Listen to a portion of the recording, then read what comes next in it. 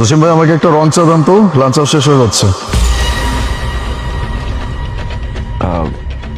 আপনি কে? এটা তো জসিম ভাইয়ের দোকান। আমি জসিম ভাইয়ের ছোট বোন। ভাই অসুস্থ, 2 দিন পর্যন্ত দোকানে বসতে পারে না, আর এই 2 দিন আমি দোকানে বসতেছি। ও, আমাকে একটা রং চা দেন। রং চা কি লেবু দিয়ে নাকি লেবু ছাড়া? না, নর্মালি। দিতেছি।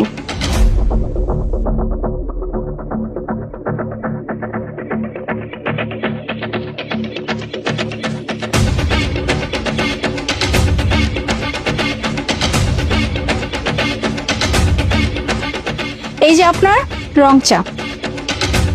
Thank you.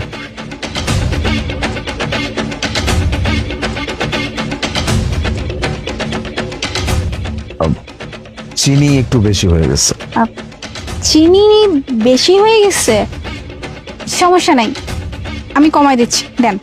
Sure.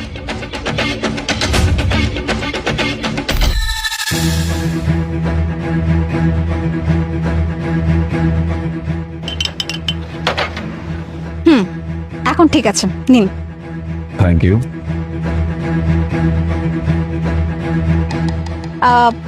এইবার কি চিনি ঠিক আছে তো?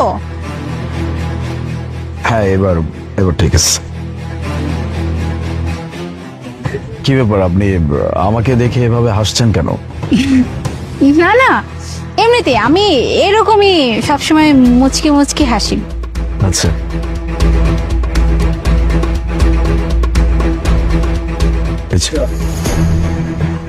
বিল 20 টাকা।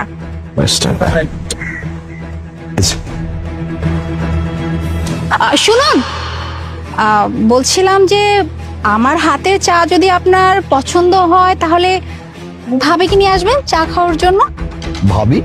ভাবি মানে আপনার ওয়াইফ। এখনো সেই সৌভাগ্য হয়নি, যদি কখনো হয় নিয়ে আসবো। আচ্ছা,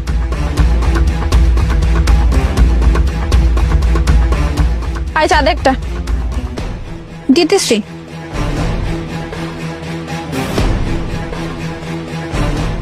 এই যে